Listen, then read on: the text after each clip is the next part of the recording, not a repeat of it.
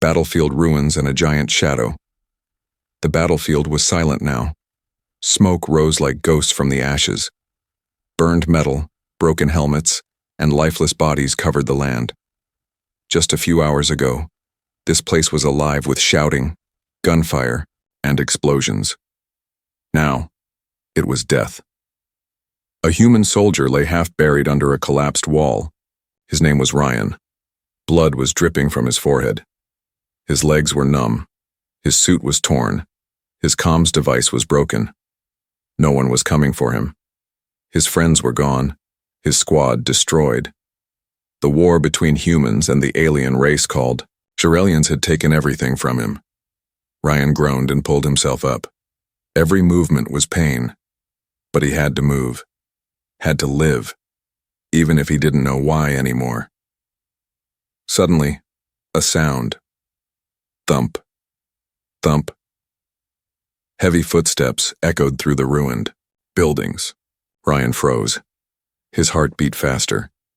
He reached for his broken blaster, knowing it was useless. Through the smoke, a shadow appeared.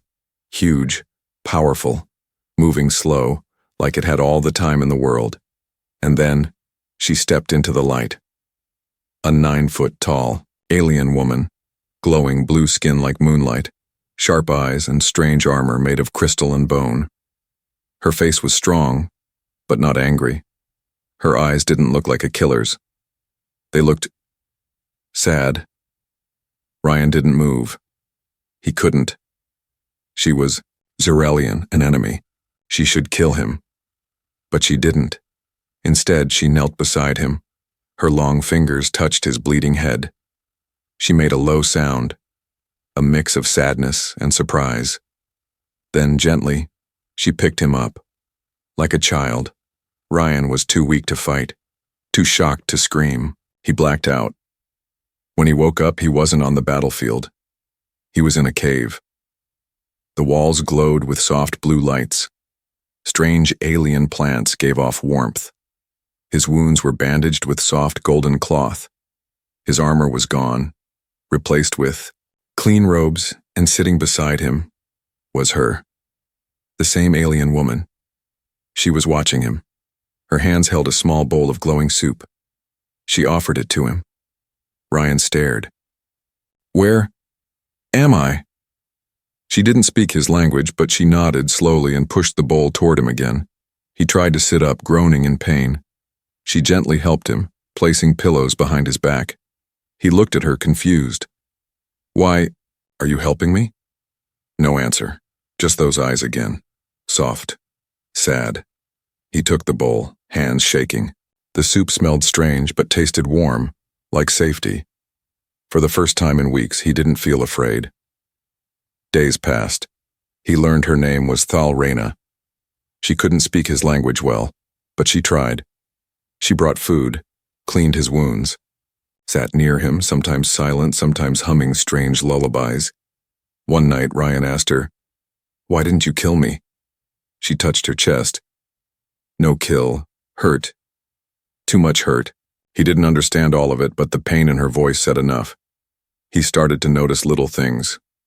A necklace she wore with 2 small alien baby figures. A room filled with old toys and drawings on the wall. That's when it hit him. She lost someone.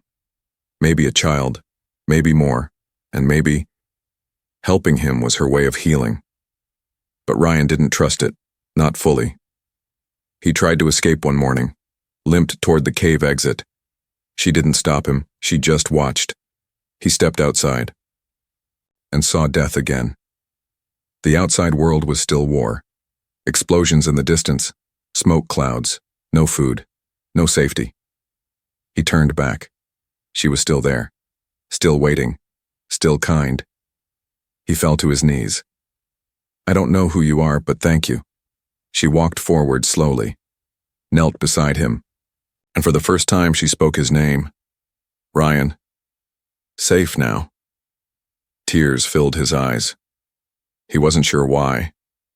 Maybe it was the kindness. Maybe it was the way she said his name. But in that moment, something broke inside him, and something new was born: trust. Not a monster. A mother Ryan no longer saw her as an enemy. He watched Thalrina move around the glowing cave, her tall figure lit by the soft blue light of crystal lanterns. She wasn't just big, she was graceful, careful, gentle. Everything opposite of what he'd heard about the Zarelians. His old commander had called them monsters. No mercy, no soul, just war machines. But this alien woman who once stood on the other side of the battlefield, she cared for him like no one ever had. Even back home, Ryan couldn't remember anyone treating him like this. Not his father, not the army, not even his ex, who left when the war broke him. But Thalrina, she brought him warm soup every day. She crushed healing plants and pressed them into his wounds with glowing paste. She carved wooden tools to help him walk. And when he screamed in his sleep remembering the horrors of war, she sat beside him, placing one large hand gently on his chest until he calmed. She didn't say much, just listened, or hummed. The same sad melody each time. One day, while she was away gathering food, Ryan limped deeper into the cave. He found a room he hadn't entered before. It looked like a nursery. Tiny alien toys lay on a soft woven mat. Hand-painted stars glowed on the walls. And in the center a little bed, far too small for someone like her. He stood there, silent. Understanding hit him like a storm. She had a child once, a child who was gone, maybe killed in the war, maybe taken, maybe just lost. And maybe... Ryan reminded her of him. When Thalrina returned, she saw him standing there. She didn't get angry. She didn't speak. She just looked at him, with tears forming in her eyes. He didn't know what to say, so he just whispered, "I'm sorry." She walked forward slowly and placed something in his hand. A small, carved, wooden figure. It looked like a mix of human and Zarelian, half him, half her. She had been carving it, for days, maybe weeks. He stared at it. "Why me?" he asked. She took a moment, then pointed to her heart. "You, not break." Still soft. It was broken English, but the message was clear. You didn't let the war make you cruel. Ryan's strength returned over the next few days. He walked more, talked more, smiled, something he hadn't done in months. They sat together around a fire, shared stories through hand gestures and broken words. He told her about Earth, the oceans, the music, the spicy food he missed. She showed him a crystal that played her memories, a young Zarelian boy running through a field, laughing. It was her son. Gone. He looked like a mix between alien and angel. "Name?" Ryan asked. Thalrina smiled. "Telian." Beautiful. She looked up at the cave's glowing ceiling where stars were painted. Then she added a new star, just beside the rest. This time she handed the brush to Ryan. He hesitated, then painted one himself. Together, they watched the two new stars glow, her son's and his. But peace never lasts long in a world ruled by war. One morning, Ryan heard the sharp sound of rocks falling. A figure appeared at the cave entrance. Another Zarelian, male, armored, angry. He shouted something in their language. Thalrina stepped between him and Ryan immediately, her stance strong and wide. Ryan backed away, heart pounding. The male pointed at Ryan and roared. Thalrina shook her head, raised her arms to stop him, but he charged. With a terrifying roar, she grabbed a spear from the wall and blocked his attack. Their fight was loud, violent. Dust and sparks filled the air. Ryan tried to help, but he was too weak. Finally, Thalrina slammed her attacker to the ground. She didn't kill him, just held him down and roared something with power in her voice. The male backed away, growled one last time, then vanished into the trees. Thalrina collapsed to one knee. Ryan rushed to her. Blood ran down her side. She had taken a deep cut to protect him. "You saved me again," he whispered. She looked up at him, weak, but smiled. "You. Mine now." He blinked. "What?" You. My. Family. His chest tightened. Family. He hadn't heard that word in years. That night, Ryan stayed by her side, cleaning her wounds, feeding her soup. He even tried humming her lullaby back to her. It was off-key. Awkward. She still smiled. And just before she fell asleep, she whispered one word. Son. Her world, her pain. The wound had healed, but the silence stayed. Thalrina didn't hum anymore. She barely smiled. She spent hours just staring at the glowing wall of the cave, where painted stars shimmered in soft blue light. Ryan noticed it. Something had changed in her, not in how she treated him. She still brought food, still wrapped his bandages with gentle hands. But her eyes had lost their warmth, like a flame inside her had gone cold. He knew that look. He had seen it in the mirror after his first battle. After his first kill, it was the look of someone who had lost too much and was afraid to lose again.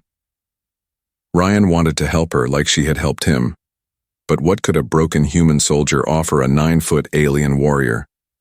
One evening, while she was resting, Ryan walked deeper into the cave, past the nursery, past the healing room. He followed the soft hum of energy until he reached a heavy stone door covered in symbols. It slid open with a hiss. What he saw made his heart drop. Hundreds of crystal urns lined the walls. Each one had a name etched in glowing Zarelian script. Some had pictures. Others had small toys or flowers placed beside them. It was a memorial, a graveyard. Thalrina had not just lost a child. She had lost an entire community, families, children, elders, warriors. Maybe they were all part of her tribe. Maybe they died in a single bombing. Maybe they were hunted. He didn't know. But now he understood the pain behind her silence. She wasn't just grieving her son. She was the last of her kind. Suddenly, he heard footsteps behind him. She was there, watching him. Ryan turned, ashamed. I shouldn't have. Come in. But she didn't shout. She didn't turn away. She walked to one of the urns, placed her hand on it. Father, she whispered. Then she pointed to another. Mother, another. Brother, another. Her son. Her voice cracked on the last one. Ryan stepped closer. They were all yours? She nodded once. All gone. Fire came. Sky fell. Screams. Ryan clenched his jaw. He had seen war, but not like this. Not this level of loss. He wanted to say sorry again, but the word felt too small. So he did what she used to do for him. He sat down beside her, quiet, present, and just stayed. The next day, Thalrina brought him something different. Not food, not tools. A crystal orb. She placed it in his hand and pressed his fingers on a small symbol. Suddenly the orb glowed, and a vision came to life. It showed a Zarelian village. Children running, alien laughter, Thalrina holding her baby, her mate beside her, bright skies, joy. Then, darkness. The sky exploded. Bombs fell, screams, fire. Ryan's breath caught in his throat. He saw a younger Thalrina running through, the fire carrying her son, crying, calling out for her family, but she couldn't save them all. The vision ended. Her hands shook as she took the orb back. Ryan had no words, but he knew now. She didn't just save him out of kindness. She saved him because she couldn't save them. He was a second chance. That night, he sat alone thinking. All his life he thought aliens were monsters. But who dropped those bombs? Humans. Maybe not him, but his kind. Maybe she had every right to hate him. Yet, she chose to protect, to care, to give, even when she had nothing left. The next morning, Ryan made a choice. He asked for paint. Thalrina looked surprised but gave him the glowing brush. He walked to the wall of stars and added a new one. Not for himself, not for her, but for them, everyone she had lost. He drew the biggest star yet. She watched in silence, then smiled, soft and slow. "Thank you, son." He turned to her. "We can't change the past, but maybe we can build something new." She didn't fully understand the words, but she felt the meaning. And for the first time in days, she hummed again, but far away, outside the cave. Something was watching. A drone. Silent. Hidden. Recording everything. The humans had found him, and they were coming. Human heart. Alien fury. They came before the sun rose. 6 figures. Armored. Silent. Human.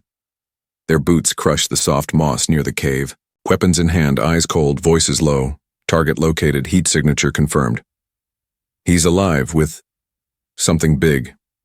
High above them, a drone blinked once, then shut off. It had done its job. Inside the cave, Ryan was laughing. A rare sound. He had just shown Thalrena how to play a human card game using stones and leaves. She didn't fully get the rules, but she liked watching him explain. His hands moved wildly. His face lit up. For the first time in months, he felt human again. Then, boom. The sound tore through the cave like a hammer. Dust fell from the ceiling. Crystals flickered. Boom. Closer now. Thalrena stood up fast, her back straight, eyes sharp. Ryan felt it too. Something was wrong. Then came the voice, booming through a loudspeaker. "Sergeant Ryan Cole, stand down. Step out immediately." His heart stopped. They found him. He ran to the cave mouth, peeking through the rocks. Soldiers, human soldiers, his people. They were pointing guns at the entrance. One of them shouted again, "You are being rescued, move out of the way." But this wasn't a rescue. This was a raid. And Thalrena, they didn't want to save her. They wanted to kill her. Ryan turned to her. "You have to run, please, go through the back tunnels." She didn't move. "Thalrena, they'll shoot you on sight. They don't know. They think you're the enemy." Still, she stood tall, eyes locked on the entrance. "I protect you." "No," Ryan said, voice cracking. "Now it's my turn." He walked out with hands raised. The soldiers aimed their rifles at him. Target confirmed. "Stand down, Sergeant." He glanced back at the cave. "I'm not leaving her." The soldier in charge, a woman with a scar on her lip, stepped forward. "She's the enemy. You're compromised." "No," Ryan said. "She saved me, healed me, protected me. She manipulated you." "She's not the monster," he shouted. "We are." Before they could respond, the rocks behind Ryan exploded. Thalrena had stepped out, towering, glowing, her armor shining under the morning light. Guns raised instantly. "Open for—" "No!" Ryan jumped in front of her, but it was too late. One of the soldiers fired, a single shot, straight toward Thalrena's chest. But Ryan was faster. He shoved her back. The bullet hit him instead. Time stopped. Blood bloomed from his shoulder. He dropped to one knee. Thalrena screamed, a sound so loud and raw the ground trembled. Her hands caught Ryan before he hit the ground, and then she snapped. The warrior inside her awoke, alien fury, pure and terrifying. She moved like lightning. Her spear flashed. One soldier down, then another. Bullets hit her armor, but she didn't stop. She roared with a voice like a storm. The humans, trained for war, suddenly felt fear. She didn't kill them all, just enough to make them retreat. The rest ran, dragging their wounded. When it was over, silence fell again. She dropped the weapon, fell beside Ryan, held him like a child. "Don't close eyes," she begged. Blood soaked his shirt, but he was smiling. "Guess I saved you, this time." "You stupid boy," she whispered, pressing her forehead to his. He laughed weakly. "That's the first human word you learned, huh?" She smiled through tears. "Stupid, but brave." She carried him back inside, worked fast. Healing paste, bandages, alien tech. Her hands shook, but she didn't stop. Ryan drifted in and out of sleep. In his dreams, he saw her son, laughing, running, and for a second, he felt like he was that boy. Not a soldier, not a weapon, just someone who mattered. When he woke up hours later, Thalrena was asleep beside him, arms wrapped around his chest like a shield. He whispered, "Thank you, Mom." She didn't reply, but her hand squeezed his gently. Far away in a secret military base, a general slammed his fist on the table. "He protected an alien, killed 2 soldiers. He's a traitor now." A voice on the comms replied, "Should we terminate them both?" The general paused. "No. Let's watch a little longer." Forbidden bond. The cave felt colder now. Even though Ryan was alive, bandaged, and breathing, something had changed. It wasn't just the wound in his shoulder. It was the weight in the air, the kind that comes after blood is spilled. After lines are crossed. Thalrena sat beside him, her eyes locked on the fire. She hadn't spoken in hours. Her glowing armor, scratched and burned, lay on the floor like the skin of a warrior who had given up war. Ryan tried to sit up, pain shooting through his side. She rushed to help him, but he waved her off. "I'm okay," he whispered, forcing a smile. "You hit harder than those soldiers." She looked at him, her face unreadable. "You took bullet. For me. I'd do it again." "Why?" Her voice cracked. "Because you're not just a thing to protect," he said slowly. "You're someone. You're my someone." Her eyes widened. She stepped back, unsure. "We're not enemies anymore," he continued. "Not alien and human. We're something new." For days they said little, but their silence wasn't empty. It was comfort. Ryan carved little figures again, one for her, one for him, one for the boy she lost. Thalrena cooked food that tasted like both her world and his. They sat by the fire and watched the glowing stars above. Every now and then she reached out and held his hand without saying a word. It wasn't romantic. It wasn't duty. It was deeper. It was bond. But outside their sanctuary, whispers were rising. The humans now called Ryan a traitor. The Zarelians called Thalrena a disgrace. Neither side understood the bond they had formed, because neither side believed in connection without control. A soldier was for war, an alien was for fear. But what do you call a human who loves his enemy like family? One night, Ryan asked, "What happens if they come again?" Thalrena didn't answer immediately. Then she looked him dead in the eye. "Then I kill." "No," Ryan said softly. "Then we talk." She tilted her head, confused. "They no listen, no want peace.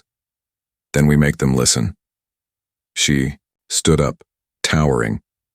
"They call me monster, killer." "Let them," he said. "I know what you are." She looked at him, quiet. He stood too, still weak, but strong in voice. "You're a mother, a protector, and now, a symbol." "A what?" He pointed to the stars above their heads. "People follow strength, but they remember kindness." That night, Ryan crafted something new, a flag, half blue, half red. One side bore the human military symbol. The other, the Zarelian mark of peace. He hung it at the cave entrance. The message was simple. We don't have to be enemies. But the world didn't want peace. Not yet. The next morning, a Zarelian scout appeared. Thalrena met him at the edge of the forest. Ryan stayed hidden but listened. The scout hissed, "You live with human now, you disgrace." "He is my family," she replied. "He is your weakness." "No, he is my reason." The scout raised his weapon. "Come home, or die alien to your own." She didn't flinch. "I already did," and she walked away. That night, she told Ryan the truth. "I can't go back. My people, they want blood." He nodded. "And mine want revenge." "What do we do now?" "We keep building," he said, "until one side listens." She looked up at the stars. What if none ever listen? Then we'll be the only ones who did, and far away, deep in a war council bunker. A child watched a transmission of the cave. She saw a human and an alien holding hands beside a fire, and she smiled. "Mom," she said, "why can't we be like that?" The woman froze, looked at the screen, and for the first time, didn't know how to answer. Return of the war. The peace didn't last. It never does. A distant boom echoed through the valley. Birds scattered. Crystals flickered. Ryan stood up, feeling it in his bones. Thalrina didn't need to look. She already knew. "They're coming," she whispered. This time, not just a rescue squad. It was an army. 2 ships pierced the sky like falling stars. Human drop pods. Hundreds of soldiers. And behind them, strange shapes with glowing armor. Not human. Zerelians. Ryan's heart sank. "They've allied?" he asked, confused. Thalrina's face darkened. "No, they come to finish us." His eyes widened. "Both sides?" She nodded slowly. "The humans see me as a traitor," he said. "The Zerelians see me as broken." They had become a threat. Not because of power, but because of what they represented. A human and alien living in peace. That was dangerous to people who feed on hate. Ryan grabbed his gear, wincing at the healing wound. "I'm not hiding this time." Thalrina handed him a spear. Not a human weapon. A Zerelian one. "I trained my son with this," she said. He took it with both hands. "I'll use it well." Outside, the armies landed. One side wore steel, the other bone and crystal. But both had fear in their eyes. Why? Because of the rumors. Whispers of a traitor soldier living with an alien giantess. Whispers of a bond that crossed species. Whispers of a truth they didn't want to believe. And truth, when armed with courage, is terrifying. A commander stepped forward. Ryan Cole. "By order of Earth Command, surrender." From the other side, a Zerelian warlord growled, "Thalrina, your blood is our justice." The 2 of them stood alone at the cave entrance. Ryan raised the flag they had made together. "No more war," he shouted. No one moved. "Do you fear peace so much, you'd rather kill your own?" Laughter from both sides. "You're a fool," the human general barked. "She's using you." "You're corrupted," the Zerelian added. "She has no tribe. She is nothing." Thalrina stepped forward. "Then why am I the one standing in front of your armies? With a human son who would die for me." Ryan's voice rose again. "You taught us to hate. We chose to build something else." Suddenly, a missile fired. Straight. Toward them, no warning. Pure betrayal. But Thalrina was faster. She threw up a force shield. Alien tech glowing from her hands. Boom. Dust. Fire. Silence. Ryan coughed, blinking through the smoke. She was still standing. Barely. Enough was enough. Thalrina raised her voice. Louder than the wind. Louder than the guns. "I have buried a tribe. I have raised a human. And I will not bury another." Ryan stepped beside her, his voice calm, but strong. "You want to shoot me? Do it. But know this. Every bullet fired at us proves your fear. Fear of unity. Fear of truth." A few soldiers on both sides hesitated. One Zerelian lowered his weapon. Young human officer looked at her commander and backed up. Cracks were forming. In the war, in the lies, in the system. Then out of nowhere, another shot. This time, from the forest. A third group emerged, smaller, strange symbols, rebels, outcasts. They didn't come to talk. They came to kill. Everyone. No sides. Just chaos. Blades clashed, guns fired, screams rang. It became a war zone again. Ryan and Thalrina stood back to back. He threw the spear, pinning one attacker to the ground. She shattered a drone with her bare hands. They fought. Like one. Not man and alien, just family. By nightfall, the rebels were gone. The main armies had pulled back, shaken, and Ryan lay on the ground, breathing hard, wounded again. Thalrina knelt beside him, holding pressure to his ribs. "We survive," she whispered. He smiled. "Barely. But we stand." That night a new message was sent from a hacked satellite. It wasn't from Earth Command. It wasn't from the Zarelian warlords. It was from Ryan and Thalrina, a live feed of them, standing side by side, telling their story to the whole galaxy. Not just a message of peace, but a warning. We are proof that the war is a lie, and proof that love doesn't need to look the same. A new legacy. It began with a child's voice, not on a battlefield, not in a council room, but in a classroom, deep in a neutral colony orbiting a dead moon.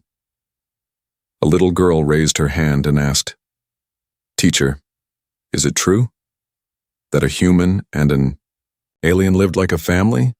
And for once the teacher didn't give the government answer. She just turned on the screen.